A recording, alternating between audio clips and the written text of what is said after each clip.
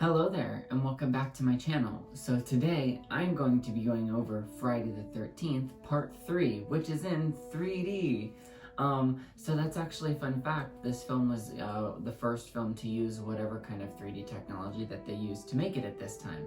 It was released in 1982, and it takes place directly after Part 2, and it was released 1 year after Part 2. And I actually really love this installment as well.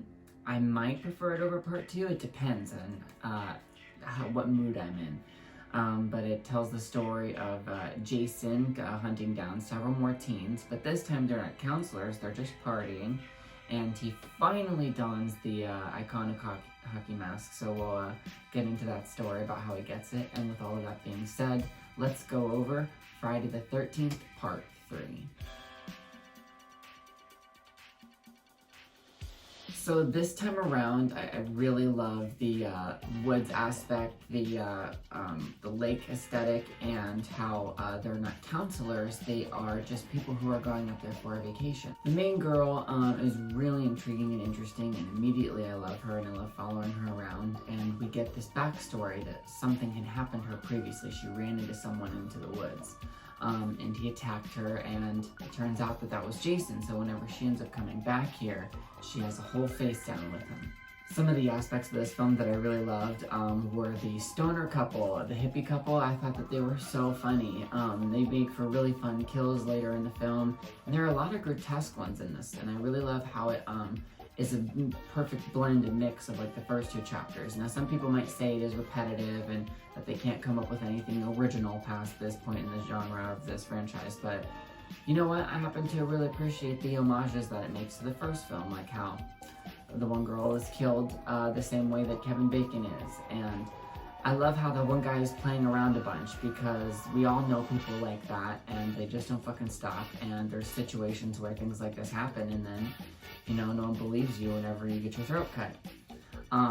And if it wasn't for him, then he wouldn't have brought the hockey mask, and Jason wouldn't have found that and had a liking to it, and he clearly likes it so much that he keeps it around for several more installments in the franchise. And this part had some of my favorite kills. I loved how it was raining. I loved the dock area and the lake. That's really important for me.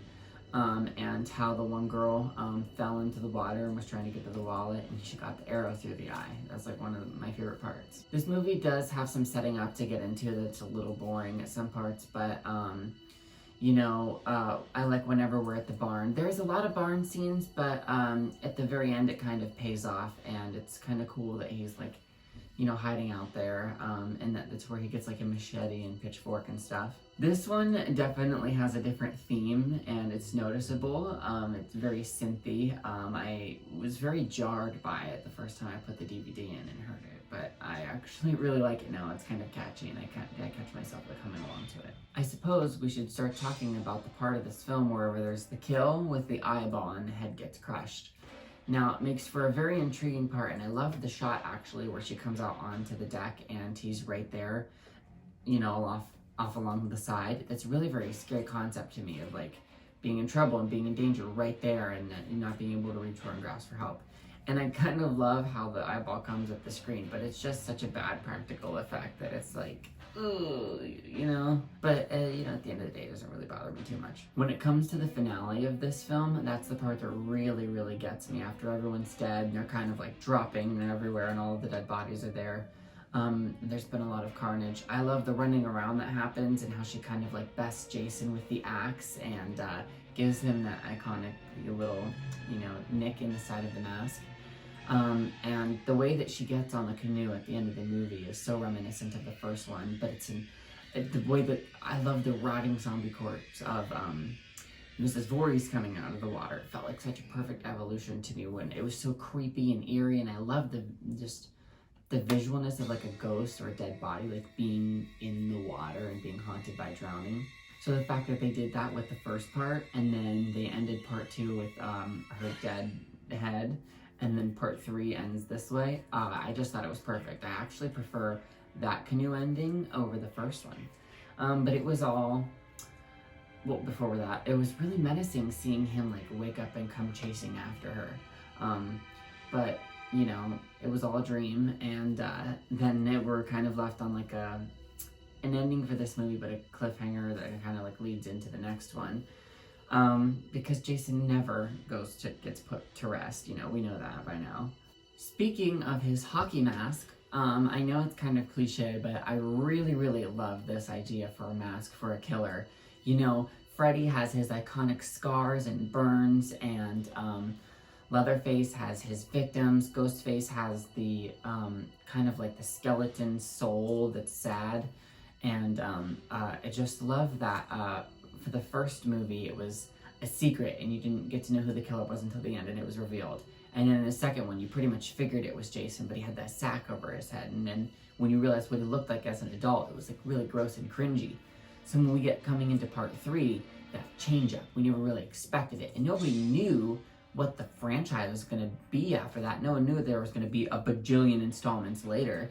So I really appreciate what they did with this hockey mask, and how they made it iconic and how they made it haunting, you know. It will forever be an icon of Halloween, and he has some of the greatest kills in horror movie history. So yes, I prefer the hockey mask over the sack, but like I said, I do like the sack sometimes when I'm watching part 2. So like I'm sure we're very familiar with now, this is my Blu-ray version of Friday the 13th Part 3. Both sides of the DVD cover are interchangeable. This is the side that I prefer.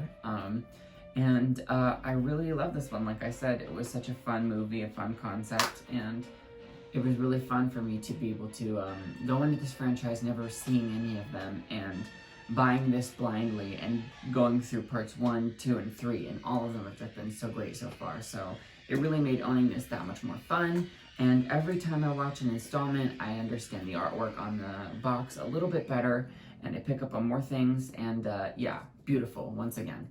So yeah, that was my review of Friday the 13th Part 3.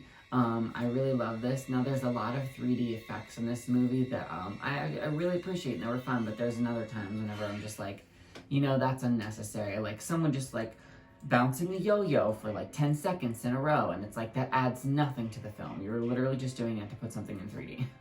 But the part where like the kid is walking on his hands upside down and gets like split in half, and the blood and everything just comes falling in 3D, and then he's up on the beam, that's awesome. So yeah, definitely one of my more fun favorites in the franchise. I'm excited to get to the ranking. Let me know what your guys' thoughts are down in the comments below. Let me know what parts worked for you, or what, you know, what didn't. Tell me what you like about this one versus the other 3 so far.